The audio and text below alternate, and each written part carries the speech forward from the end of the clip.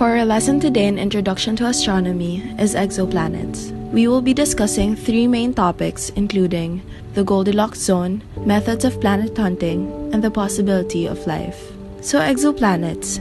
These by definition are extrasolar planets that orbit a star outside of our solar system. Exoplanets can orbit their stars at any distance. Some exoplanets orbit very close to their stars, where their surface temperature is high enough to melt iron. So first we have the Goldilocks zone. This zone is parallel to that of the metaphor used for its name.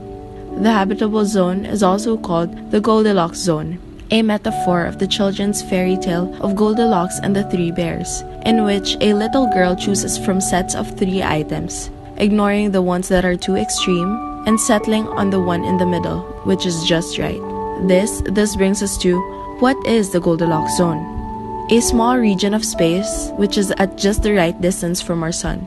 Goldilocks zone, which can also be called the habitable or life zone, is an area of space wherein a planet is in the right distance from the home star, so it comes out that the surface is neither too hot nor too cold. Terrestrial planets are also more likely to lie in the Goldilocks zone. Earth, of course, fills that bill, while Venus roasts in a runaway greenhouse effect and Mars exists as a frozen arid world.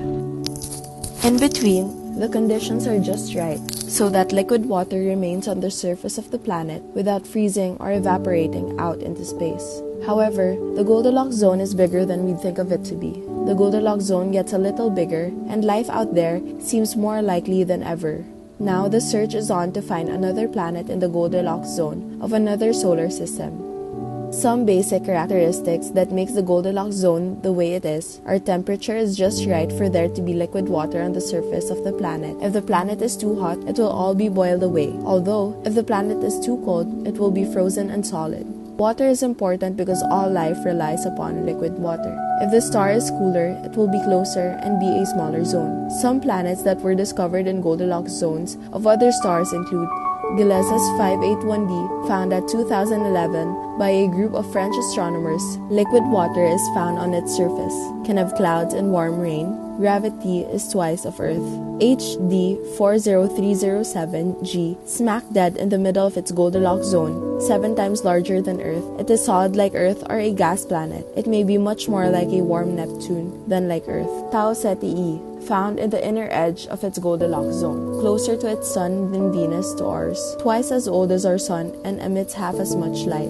Next are the methods of planet hunting. There are a number of methods, but for today, we will be focusing on just the 3 main methods. But first, what is planet hunting? Planet hunting is a citizen science project to find planets using human eyes. It does this by having users analyze data from the NASA Kepler space mission. Who are the planet hunters? Scientists and astronomers who are involved in the planet hunting. And how long does it take to find a planet? The duration varies according to the methods. The first successful NASA Kepler planet hunting telescope was launched in the year 2009. And since then, we've been finding Earth-like exoplanets at a location which is only a tiny fraction of our universe. First planet hunting method is radial velocity. It is also known as Doppler spectroscopy, which is the most effective method for locating the exoplanets. Star moves in its orbit, reacting to the planet's gravity. This leads to a star's variable speed, with which the star moves toward or away from the Earth. The variations are in the radial velocity of the star with respect to the Earth. The displacement in the parent star's spectral lines deduce the radial velocity due to the Doppler effect. Basically, it's watching for a wobble of a star as the orbiting planet causes the star to wobble and have a change in color that the light astronomers observe. Planet hunters can track a star's spectrum using highly sensitive spectrographs, searching for periodic shifts toward the red, blue, and back again. First, the spectrum appears slightly blue shifted, then slightly red shifted. Shifts with regular repeating and fixed intervals of days, months, or years mean that the star is moving slightly back and forth towards the sun, then away from it in a regular cycle. This is caused by a body orbiting the star, and when the mass is low enough, it is called a planet. The advantage of this method is that it is hard to argue about its success in hunting the planet. Radial velocity method was the first successful method and is the mostly used for planet hunting. The disadvantage of this method is that it does not accurately determine the mass of a distant planet. 51 Pegasi was the first exoplanet confirmed using this method.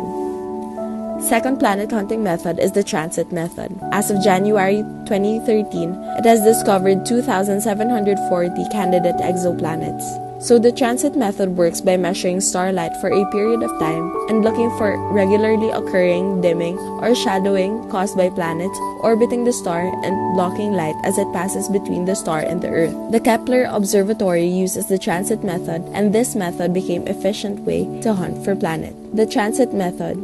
At time 1, T1, the star is at full brightness. As the planet begins to cross in front of the star, T2, it starts to dim. At T3, the star is at its dimmest and the planet is blocking the most light. At T4, the planet is now past the star and the star is once again at full brightness. This process repeats itself. The Kepler Space Telescope has found thousands of planets using this technique, but it has only been looking at a tiny fraction of the sky. Despite this, there are currently 2,327 confirmed planets according to NASA. Advantages. First, the dip in a star's luminosity during transit is directly proportionate to the size of the planet. Since the star size is known with a high degree of accuracy, the planet size can be deduced from the degree to which it dims during transit. The clues it provides allows inferences to be drawn. For example, knowing of the distance from the star can determine if it's in the habitable zone. Transits combined with a radial velocity data can be used to determine the density of planets because radial velocity provides information on mass. And if astronomers know the mass and the size of the planet, they can determine the density according to API. By monitoring the depth of the transit at different wavelengths, scientists can recreate the absorption spectrum and deduce the atmosphere's composition. Disadvantages. Although while the transit method is an efficient way to detect planets, it does not really tell astronomers much about the planet's characteristics. The main difficulty with this method is that in order for the photometric effect to be measured, a transit must occur. This means that the distant planet must pass directly between its star and the Earth. Unfortunately, for most extrasolar planets, this simply never happens. Another problem is that a planet's transit lasts only a tiny fraction of its total orbital period. A planet might take months or years to complete its orbit, but the transit would probably last only a few hours or days. As a result, even when astronomers observe a star with a transiting planet, they are extremely unlikely to observe a transit in progress. Experience with transit photometry has shown that the method tends to produce false positives. Third planet hunting method is direct imaging, which is the most ideal method. Direct imaging reveals the most about an exoplanet's composition. Astronomers can determine the composition of the atmosphere and estimate the temperature. Atmospheres of exoplanets are complex and very hard to tease out of the data collected. However, they are important because we cannot pretend that we understand exoplanets without the knowledge of the atmosphere. By observing the brightness of light at different intensities, astronomers can determine the composition of atmospheres. Oxygen and methane are two prominent signatures of life. However, seeing the presence of these compounds alone does not guarantee life. But then, this method is also the most difficult to use. And without the other methods to confirm exoplanets found using direct imaging, we would not have the abundance of data that we have today. Next is the possibility of life. It may be easy for life to emerge in some of the exoplanets, but because of the evolution and formation of rocky planets, alien life forms may become extinct. Here are a few parts of a checklist when determining if an exoplanet is habitable. Temperature should be 15 to 115 degrees Celsius. Water should be easily available. Atmosphere should be 100 miles thick. Energy should just be the right amount of chemical and light energy. Nutrients. Planets and moons should all have the same general chemical makeup. A few other factors to consider are the habitable zone distance, HZD, habitable zone composition, HZC, habitable zone atmosphere, HZA, Earth Similarity Index, ESI, and the Standard Primary Habitability, SPH. Habitable zone distance.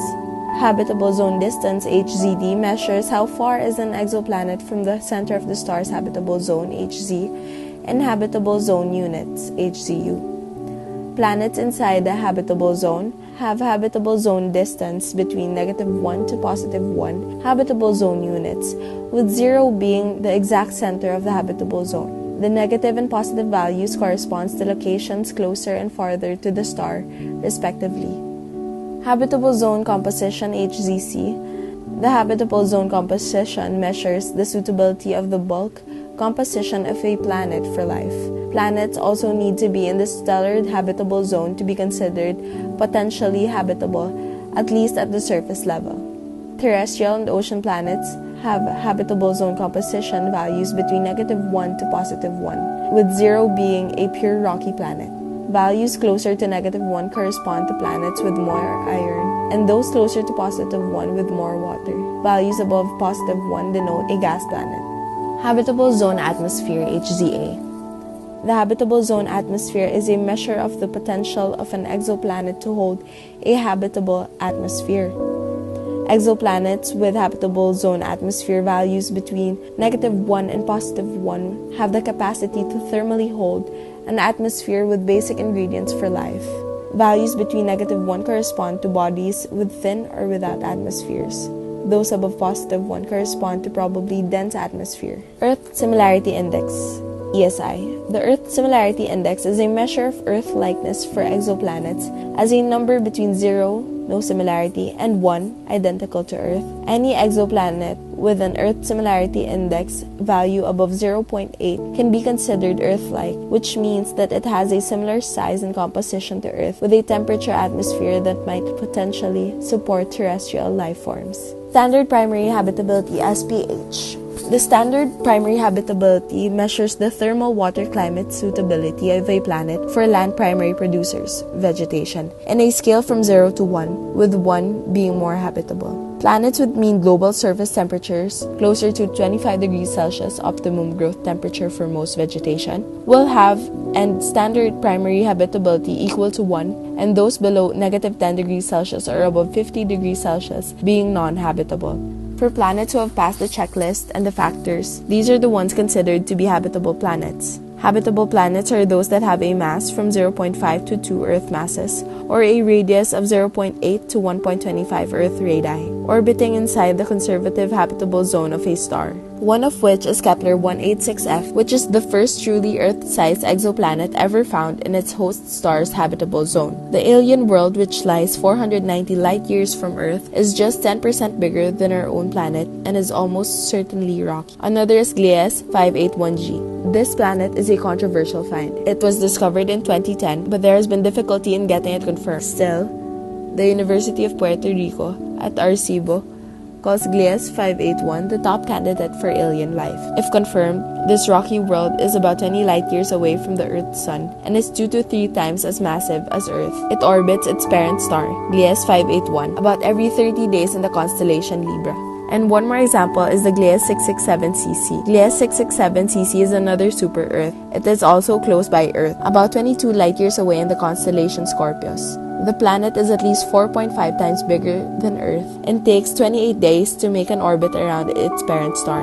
GJ667c, the parent star, is actually part of a triple star system. The star is an M-class dwarf star that has about a third of the mass of Earth's sun. While there are habitable planets, there are also non-habitable exoplanets, but are still given importance to. One of which is the FW Tau b. FW Tau is perhaps the most interesting of the three systems. The star is actually a binary, 2 stars orbiting each other. The planet has a mass 10 times that of Jupiter, and is still hot due to its age, probably around 1,700 degrees Celsius or 3,000 degrees Fahrenheit, so it's not habitable by any means. Next is the ROXS 42BB. ROXS 42BB is also a binary star, with both stars smaller and cooler than the sun. Like FW Tau b, it's moving through space bound to those 2 stars, and it's that motion which gave it away as a planet orbiting them. It's also quite hot, about 1,900 degrees Celsius or 3,400 degrees Fahrenheit. And that ends our lecture for today. Today, you learned that exoplanets are extrasolar planets that orbit a star outside of our solar system. The Goldilocks zone is also known as the habitable zone, where temperatures are just right for there to be liquid water on the surface of the planet. There are 3 main methods of planet hunting: radial velocity, which is watching for the wobble of the star; transit method, which is the search of shadows as the brightness of a star dims as it passes directly between the star and the observer; direct imaging, which is taking pictures of the exoplanets while covering an overwhelming glare made by the star they orbit. The possibility of life can be determined by specific factors including surface temperature, availability of water, atmosphere thickness, presence of energy, and nutrients found in the planet, as well as the more factual basis: the habitable zone distance, habitable zone composition, habitable zone atmosphere, Earth Similarity Index, and the standard primary habitability. And this would result to an observed potential exoplanet be categorized as a habitable planet or not. This episode of Introduction to Astronomy is brought to you by Group 2, composed of Asguera Catherine, Ko Yunhei, Kwon Yunhei, Nieves Bianca, and Smith Sam. Research by Ko, Kwon, Nieves, and Smith. Voice over by Nieves. Video and editing by Asguera. In partial completion of Introduction to Astronomy in Astro, Section L82.